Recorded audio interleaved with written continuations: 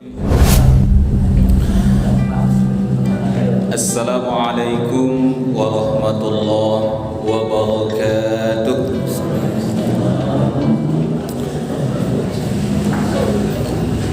Alhamdulillahilladzi ala ihsanihi wa syukru lahu ala taufiqi wa imtinanihi.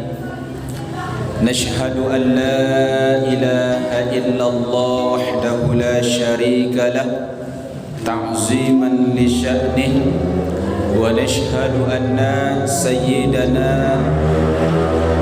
ونبينا محمد نبي الأمي وعلى آله وأصحابه ومن تبعهم بإحسان إلى يوم الدين. أما بعد رب اشرح لي صدري ويسر لي أمري واحلل عقدة من لسان يفقهوا قولي. Rabbana zidna ilma warzuqna fahma wala hawla wala quwwata illa billahil aliyyil azim. Mahasiral muslimin rahimani wa rahimakumullah. Dan pertama sekali mari sama-sama kita bersyukur kehadiran Allah Subhanahu wa taala. Alhamdulillah, kita baru saja menunaikan kewajiban kita sebagai seorang muslim, yakninya menunaikan fardu salat maghrib secara berjamaah. Berselawat kita kepada Nabiullah Muhammad sallallahu alaihi wasallam. Allahumma salli ala sayyidina Muhammad wa ala ali sayyidina Muhammad. Dan sama-sama kita muliakan Bapak Ibu pengurus masjid kita, Masjid Al-Mutatahhirin. Berikutnya kepada nenek mama alim ulama, jadi pandai suluh bandang dalam nagari, kau pai tampik batanya, kau pulang tampik babarito.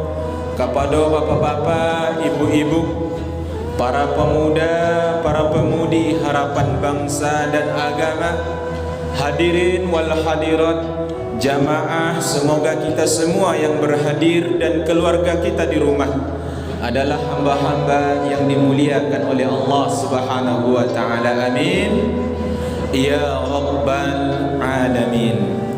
Nah, jamaah yang dimuliakan oleh Allah Subhanahu wa taala, insyaallah kajian kita pada kesempatan malam yang berbahagia kini yakninya berkaitan dengan salat khusyuk. Apa temanya, Bu? Salat khusyuk. Nah, jemaah yang dimuliakan oleh Allah Subhanahu wa taala, tentu persoalan khusyuk adalah salah satu yang sering kita alami, bahkan sering dipertanyakan ya dalam urusan agama, yakninya baandanya ketika melaksanakan ibadah selalu dalam keadaan khusyuk.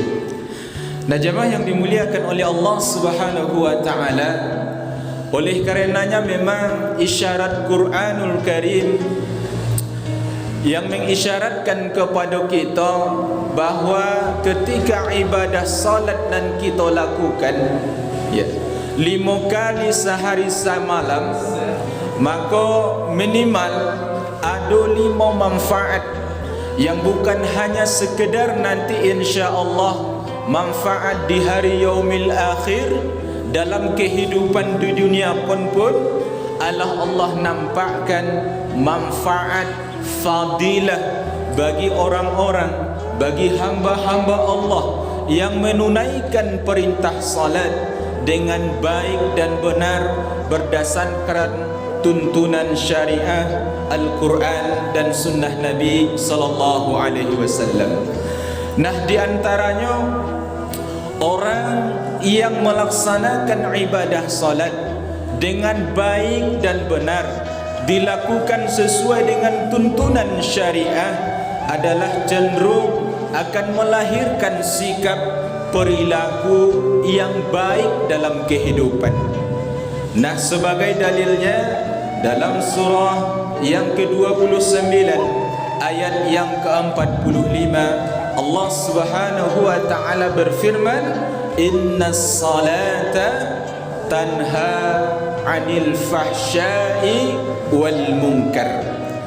Nah, yang kedua isyarat Quran, ketika solat kita lakukan sesuai dengan tuntunan syariah, maka insya Allah solat yang dikerjakan dengan baik dan benar selalu akan menghadirkan ketenangan dalam kehidupan. Sebagai dalilnya, boleh nanti kita lihat di dalam surah yang ke-20 ayat yang ke-14. Jemaah yang dimuliakan oleh Allah, yang ketiga, salat yang ditunaikan dengan benar, maka isyarat Quran akan menghadirkan kemudahan-kemudahan di dalam hidup kita. Bahkan dalam urusan rezeki, Allah Subhanahu wa taala katakan, min haitsu la yahtasib, dari jalan-jalan yang kita pun tidak menduga-duganya. Nah, sedangkan yang keempat, orang yang benar dalam menunaikan ibadah salat, dia tunaikan sesuai dengan tuntunan syariah, maka cenderung isyarat Quran Allah akan mudahkan baginya untuk senantiasa mengabulkan doa-doa, khususnya doa-doa yang kita ucapkan ketika melaksanakan salat. Nah, yang kelima, salat yang ditunaikan dengan baik dan benar adalah akan menghadirkan kebahagiaan, kesuksesan di dunia dan insya Allah nanti di hari yaumul akhir. Dalilnya bisa kita lihat nanti di dalam surah yang ke-23 ayat yang pertama sampai ayat yang kedua. Nah, jamaah yang dimuliakan oleh Allah Subhanahu wa taala, pertanyaannya, jika yang 5 hal yang kita sabuian tadi, yang pertama salat yang dilakukan dengan baik dan benar pasti melahirkan sikap perilaku yang baik. Yang kedua, salat yang dilakukan dengan baik dan benar adalah cenderung akan menghadirkan ketenangan di dalam jiwa. Yang ketiga, salat yang dilakukan dengan baik dan benar akan senantiasa ada kemudahan-kemudahan dalam kehidupan, bahkan rezeki pun Allah mudahkan. Yang keempat, salat yang ditunaikan dengan tenang, dengan nyaman, dengan senantiasa sesuai dengan sunnah Rasulullah, bakalan Allah jadikan sebagai wasilah doa-doa kita mudah diijabah. Dan yang kelima, salat yang dilakukan dengan baik dan benar bakalan menjamin kehidupan kita insya Allah bahagia di dunia, bahagia nanti di hari akhirat. Nah, kalau 5 perkara ko aluna dole salah satu di antara nan 5 ko kita dapatkan dalam kehidupan, alah sekian puluh tahun nawa idui, alah sekian puluh ribunya kita menunaikan salat di hadapan Allah, alun jo kita dapat salah satu, maka jamaah rahimakumullah, salah satu barangkali alasannya adalah salat nan kita tunaikan alun sesuai dengan Al-Quran dan Sunnah. Kemudian yang kedua, barangkali alasannya solat yang kita tunaikan belum dalam keadaan khusyuk. Nah, jemaah yang dimuliakan oleh Allah Subhanahu wa taala, oleh karenanya Allah Subhanahu wa taala mengingatkan kepada kita sebagai landasan tausiah kita di dalam suratul Baqarah, surah nan kedua ayat nan ke-45. Nah, dalilnya Surah Al-Baqarah surat nan kedua ayat nan ke-45. Kecil Allah, na'udzu billahi minasy syaithanir rajim. Wasta'inu bis sabri was salah wa innaha lakabiratun illa 'alal khashi'in. Kecil Allah, dan minta tolonglah dengan sabar dan salat.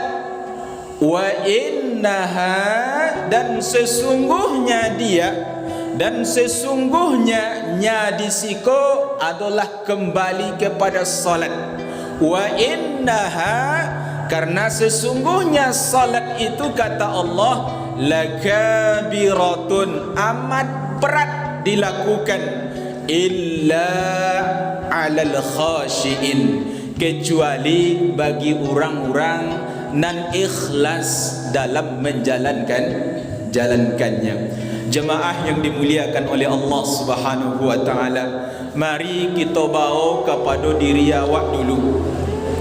Apakah solat nan kita tunaikan? Lah salamu tuak menunaikan salat tu buat timbang-timbang ba'a rasanya. Apakah wak menunaikan 5 kali sehari semalam kau masih terasa barik melakukannya? Berarti jawabannya kata Allah, wa innaha lakabiratun illa 'alal khashiin. Berarti salat nan kita tunaikan alun ikhlas le Bapak Ibu, alun ikhlas. Karena isyaratnya salat tu barik bagi sia orang-orang nan indah ikhlas.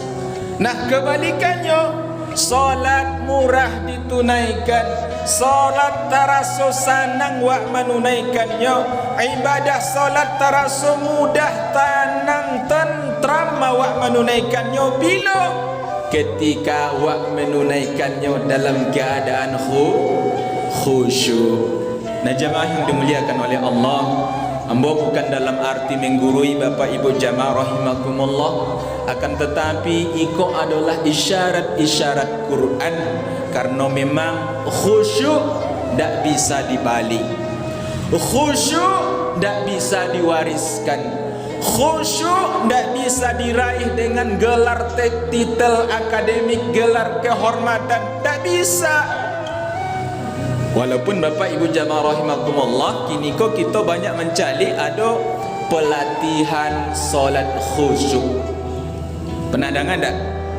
Pelatihan solat khusyuk itu hanya sekedar teori, tetapi yang sesungguhnya adalah khusyuk diraih oleh seorang hamba ketika di saat sebelum jauh-jauh menunaikan ibadah sudah betul-betul persiapkan, ada ikhtiar.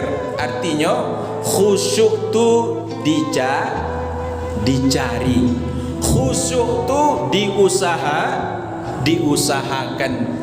Nah, diusahakan tidak serta-merta minta kepada Allah, walaupun ada doa minta supaya Allah jadikan hati yang khusyuk. Tetapi sebagai ikhtiar upaya kita isyarat Quran di ayat yang berikutnya dalam Al-Baqarah ayat yang ke-46-nya, lanjutan yang tadi, apa kata Allah SWT? Alladzina yazunnuna annahum mulaqu rabbihim wa annahum ilaihi raji'un. Yaitu kata Allah, orang-orang yang meyakini bahwa mereka akan berjumpa, mulaqu rabbihim, akan berjumpa, akan basuh, akan menghadap Tuhan mereka, ya, dan bahwa mereka akan kembali kepadanya. Bapak Ibu jamaah yang dimuliakan oleh Allah, di saat awak hendak menghadap Allah, menunaikan ibadah salat. Nah, yakin tak kita akan benar-benar berhadapan dengan Allah? Yakin tak Bapak? Ibu? Harus ya, harus yakin. Ikulah makna ihsan.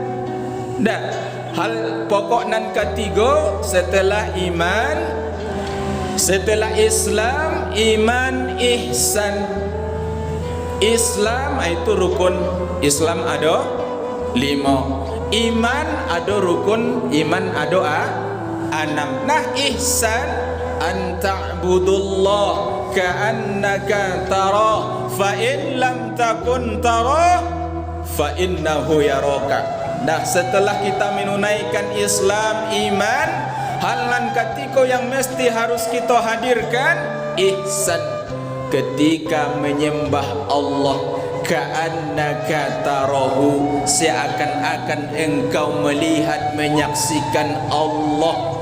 Fa in lam takun tarah, kalau tidak mampu menghadirkan tu seakan-akan melihat Allah, maka i'tikadkan di dalam hati fa innahu yaraka, Allah melihat kita. Nah, jemaah yang dimuliakan oleh Allah, meyakini akan menghadap. Iko persoalan pertama Bapak Ibu jamaah rahimakumullah. Nah, dalam kehidupan sehari-hari, ketika kita umpamanya baniai berencana untuk menghadap, katakanlah mungkin ke kantor wali kota, menghadap Bapak wali kota. Nah, pertanyaannya, kira-kira apa persiapan awak sebelum menghadap Bapak wali kota? Ba kira-kira Bu? Pakaian rapi, segala sesuatunya awak siapkan. Kok ndak ada pakaian nan agak rancak cie di usahawan pulau pai kau. Bantuan ndak Bu? Membali baju yang agak rancak. Iko wak kabatamu je wali kota kok. Nah, itu baru kehidupan di dunia.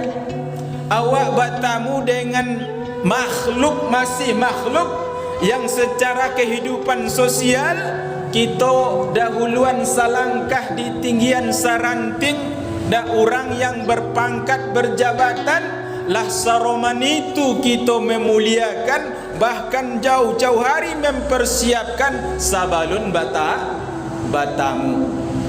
Nah, persoalannya di saat kita hendak beribadah kepada Allah, menunaikan perintah salat, kita hendak batamu, kita hendak baju suo, kita hendak menghadap kepada siap. Tidak hanya sekedar kepada pejabat, orang yang dimuliakan, akan tetapi zat yang maha segala-galanya, yakninya Allah subhanahu wa ta'ala. Maka semestinya sabalun kita menunaikan salat lah sewajarnya, bahkan wajib tanda kutip, kita harus jauh-jauh mempersiapkan diri. Nah, jamaah rahimakumullah, ternyata untuk meraih khusyuk tu bukan hanya sekedar ketika waklah tagak meluruskan pasang niat, upaya untuk khusyuk Allahu Akbar, itulah kejauhan Bu, lah kejauhan, banyak langkah-langkah nan kita lewati. Ikut isyarat Quran. Yang pertama di dalam surah nan ke-7 ayat nan ke-31, Allah subhanahu wa ta'ala berfirman kepada kita, ya bani Adam khudhu zinatakum inda kulli masjid. Hai anak cucu Adam. Dalam hal ini lebih kita khususkan, hai orang-orang beriman, hai umat Islam, pakailah dek kalian pakaian yang indah, indah kulla masjid, setiap masuk masjid, setiap hendak menghadap Allah. Bapak Ibu jamaah rahimakumullah, kini ambo bertanya ke ibu-ibu. Nah, biasa nan kita aman di rumah ada 2 tilakuang. Cie tilakuang ko maha diagih de udah gua. Harganya maha nan cie lain di Bali pasal awalnya. Yang mana dipakai de ibu? Nan cie baru paragi hudawa nan cie lai ko lah husang lah ada peta-peta di situ. Lah 3 bulan lo ndak bapakai. Ma yang ibu pakai? Nan baru alhamdulillah kalau seroman itu. Tapi kalau sampai kini masuk rapi lipatannya di dalam lamari, maka iko adalah na'udzubillah thumma na'udzubillah. Jamaah yang dimuliakan oleh Allah, pakai pakaian yang indah. Iko isyaratnya yang indah, yang bagus, bukan mahal. Dak mahal tu alun tantu indah lain. Dak alun tantu indah, tetapi isyarat Quran pakaian yang indah, pakaian yang menurut kita manan paling rancak itu nan dibawa salat menghadap Allah Subhanahu wa taala. Coba nanti bapak-bapak, ibu-ibu, dak kita buktikan, kita cari di lamari waktu ma kira-kira pakaian ya yang indah menurut kita, yang rancak menurut pandangan kita, itu bawa solat. Maka insya Allah bedaan sensasinya, bedaan ba'a Allah Subhanahu wa taala akan menanamkan rasa khusyuk di dalam hati awak. Nah, jemaah yang dimuliakan oleh Allah Subhanahu wa taala, persiapan dari segi pakaian. Layaknya kita tadi hendak menghadap Bapak Wali Kota, pakaian nan rancak di kaluan, bahkan agak-agak apa sakete dak agak-agak balipek stek lipeannya tu diusahawan baru tu digosok. Ba itu banawa hendak menghadap Wali Kota, hendaknya mode itu pula ketika kita hendak menghadap Allah Subhanahu wa taala. Jemaah yang dimuliakan oleh Allah Subhanahu wa taala, iko yang pertama. Kemudian yang kedua, isyarat Quran, persiapan kita untuk meraih khusyuk tu, lihat nanti dalam surah nan kalimo Al-Maidah ayat nan ke-6. Ayat nan ke-6. Akece Allah, na'udzubillahi minasyaitonir rajim. Ya ayyuhalladzina amanu idza qumtum ilas salah faghsilu wujuhakum wa aydiyakum ilal marafiq wamsahu biru'usikum wa arjulakum ilal ka'bain. Perintah untuk menyempurnakan wudu. Tadi pakaianlah disiapkan dek menghadap Sang Maha Segalanya, Rabbul Alamin. Pakai pakaian yang terindah, yang rancak, yang indah, itu yang dipakai. Persiapan nan kedua, yakninya sempurnakan wudu. Jamaah rahimakumullah, iko sangat menentukan. Wudu ko sangat menentukan. Sampai-sampai ada seorang sahabat disuruh dek Nabi SAW mengulang wuduknya 3 kali dan mengulang salatnya sampai 3 kali. Kecik Nabi, innallaha la yuqbalu salata masbulin. Allah, sesungguhnya Allah tidak bakalan menerima salat salah seorang yang pakaiannya di bawah mata kaki. Tetapi masih koma, tak memahami hadis ko tidak bisa secara tekstual, tidak bisa secara tekstual, karena di situ ilahnya pakaian di bawah kaki. Jamaah rahimakumullah, perlu pendalaman makna. Kok sahabatku diulang disuruh dek Nabi maulang wuduknya sampai 3 kali dan sekaligus mengulang salatnya sampai 3 kali. Jemaah yang dimuliakan oleh Allah, ternyata di kalinan ketiga ko sahabat ko mulai berpikir, kok Nabi mau menyuruh hamba maulang balik bauduk dan mengulang salat. Oh, jangan dikarenakan pakaian celana agak tak panjang sehingga menutupi tumitnya, menghalangi sampainya air wuduk. Makanya sempurnakan nyo angkek kate, nyo sempurnakan wuduknya, kemudian nyo balik ke dalam masjid, nyo tunaikan salat. Lantas Nabi sebagai Rasulullah yang diagih mukjizat, Nabi mengetahui apakah salat sahabat tadi lah sah atau tidak. Itu perkara mukjizat tu. Nabi meyakini, Nabi mencalik lah sah. Jamaah yang dimuliakan oleh Allah Subhanahu wa taala, maka makna hadis yang tadi itu dikarenakan sahabat tidak sempurna membasuh anggota wuduk ketika sedang berwuduk sampai disuruh dek Nabi maulang wuduk 3 kali. Nah, jemaah yang dimuliakan oleh Allah Subhanahu wa taala, isyarat Quran ketika hendak menghadap Allah, sucikan diri, sucikan pakaian. Dalam hal iko wuduk, ada ampe hal yang mesti, yang wajib kita basuh anggota wuduk. Ya, wamsahu faghsilu wujuhakum wa aydiyakum.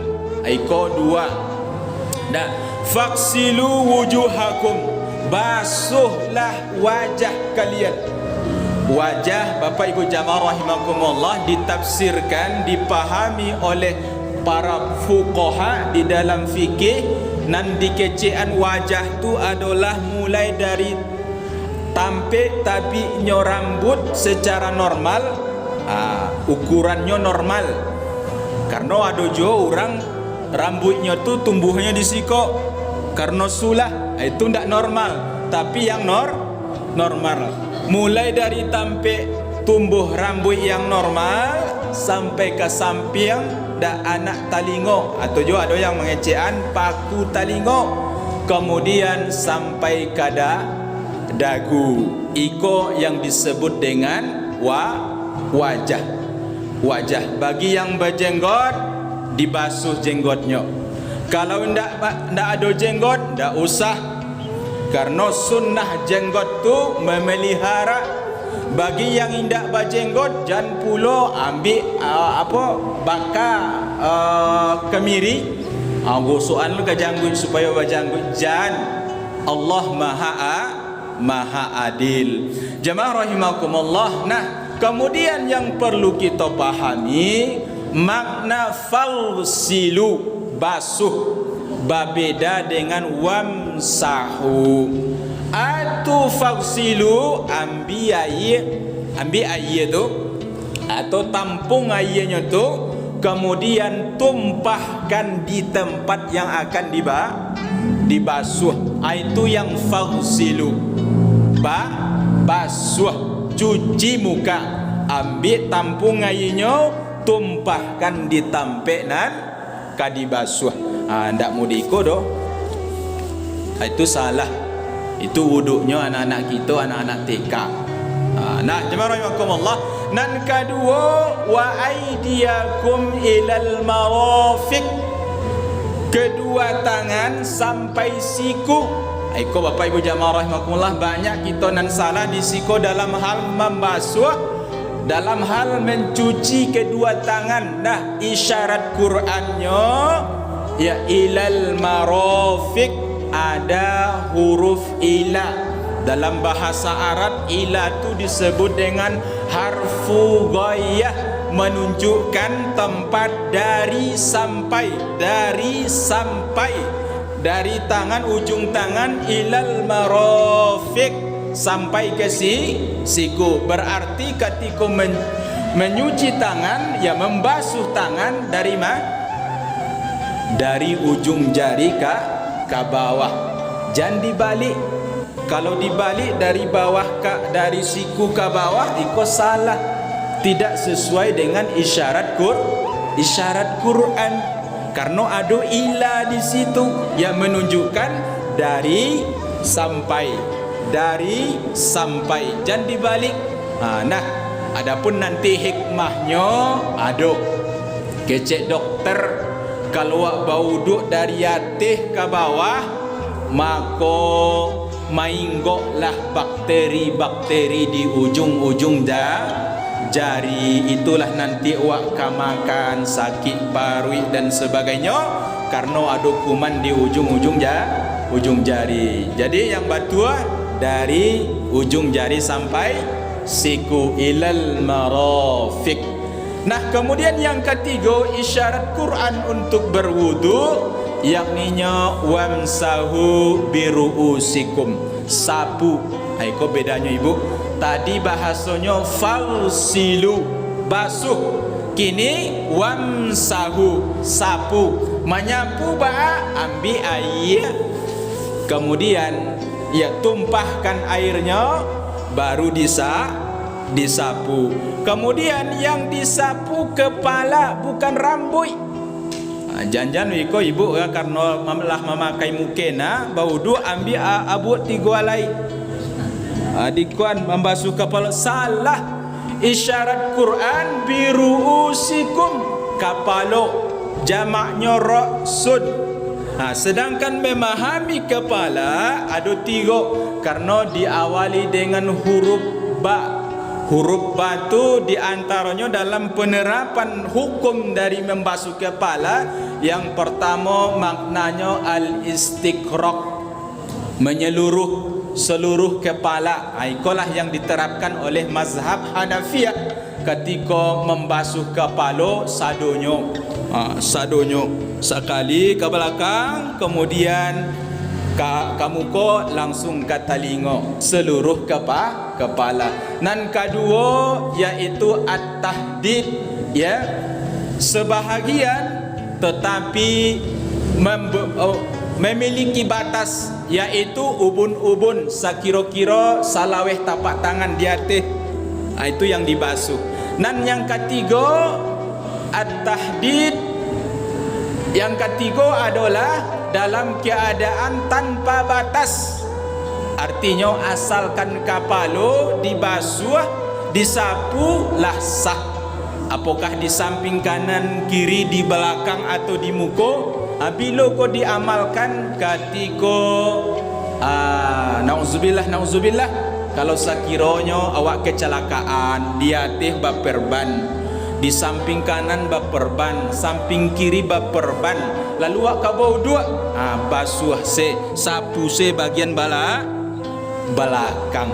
Jamaah rahimakumullah, kata kuncinya yang disapu adalah kapalo, bukan rambut. Iko kata kuncinya, bukan rambut. Ustaz, apa ndak rambut? Di sekolah letak keadilan Allah. Kalau sekiranya yang dibasuh rambut, orang yang botak, orang yang ndak berambut. Kan ada orang ndak berambut, ndak? Di kampung Ambo ada tuh. Mulai dari ketek, memang ndak berambutnya, licin sekepalanya. Tapi Allah Maha Adil, yang disapu adalah kapalo, bukan rambut. Kemudian yang terakhir yaitu wa arjulakum ilal ka'bain, kedua kaki sampai kepada mata kaki, mesti sempurna kita basuh. Jangan asal keikose anak-anak MDA bau dua ndak iduian keran kaki celepek selesai, ndak sempurna. Bahkan disunnahkan ndak diselang-selingi jarinya dengan kelingking. Sunnahnya dengan kelingking. Oh, Ustaz, aku nak dengan jempol. Jempol gadang bana. Itulah adilnya Allah. Diselang-selingi dengan kelingking. Jemaah rahimakumullah, sempurna wudu. Pertanyaannya, Ustaz, kami baca di buku fikih rukun wudu tu ada 6. Ba'ako di ayat ada ampe, jangan yang 2 lah itu bid'ah ya Ustaz. Bukan bid'ah. Jemaah rahimakumullah. Nah, makanya dalam fikih kita temukan rukun wudu ada 6. Dari mana datang yang 2 lah itu, sementara dalam ayat yang dibasuh hanya ampe. Nan pertama niat kau diambil dari hadis Nabi. Apa kecek Nabi? Innamal a'malu binniyat. Amal tu dimulai dari niat. Wa innamal likulli imri'in ma nawa. Allah menilai, Allah mencali sesuai dengan niat awak. Bahkan para ulama merumuskan dalam kaedahnya la thawaba illa binniyah. Tak ada pahala kecuali ada niat. Contohnya duduk di masjid, duduk biasa. Kalau sekedar duduk biasa saja wak di dalam masjid tak dapat pahala. Tetapi kalau awak niatkan duduk di masjid, berdiam diri di masjid, nawaitu i'tikaf fil masjid, sengaja aku duduk i'tikaf di dalam masjid lillahi ta'ala, dapat fadilah i'tikaf. Aiko istimewanya ni niat. Jadi niat tu diambil dari hadis Nabi. Dan kedua, yang tidak ada dalam Quran, tertib. Dari mana dapatnya tertib kau Ustaz? Di Quran tadi kan tidak ada. Tertib kau berdasarkan ijtihad para ulama, karena urutannya, sistematikanya yang bakalan kita basuh lah ditetapkan di Allah dalam Al-Quran. Biwujuhikum wa aidiyakum wamsahu biru'usikum wa arjulakum. Itu urutannya. Tak boleh saling mendahului. Pamonya didahuluan basuh kaki, baru muka, baru tangan. Tak boleh. Urutannya kecek saudara kita dari orang Jawa lah dari sononya lah ditetapkan di Allah Subhanahu wa taala. Bersih badan, bersih pakaian. Maka yang terakhir, wa innahum mulaku wa ilaihi turja'un. Kepadanya lah kita akan bakalan kembali. Artinya isyarat Quran untuk khusyuk tu, jadikan solat yang hendak kita tunaikan seakan-akan solat yang akan kita tunaikan tu adalah solat yang terakhir. Bapak Ibu jamaah rahimakumullah, andaikanlah diumumkan bahwa ibu, bahwa bapak siap solat isya ko nanti bakalan meninggal dunia. Itu umpamanya pengumumannya. Kira-kira anak akan kita lakukan. Pasti serius dalam beribadah. Maka isyarat Quran, bayangkan, jadikan seakan-akan salat yang hendak kita tunaikan adalah salat yang terakhir. Jamaah rahimakumullah, tentu sangat panjang kajian tentang salat khusyuk yang Allah isyaratkan di dalam Al-Quranul Karim dan melalui sunnah-sunnah baginda Rasulullah. Namun dikarenakan keterbatasan waktu, mudah-mudahan 3 hal yang telah kita sebutkan tadi mampu menghantarkan kita menjadi hamba-hamba Allah yang setiap kita menegakkan ibadah salat, Allah agih daknya kita ke khusyuk kan. Amin ya rabbal alamin. Talabih dan kurang Bapak Ibu mohon dimaafkan. Billahi taufiq wal hidayah. Wassalamualaikum warahmatullahi wabarakatuh. Maulaya salli wa sallim daiman abada ala habib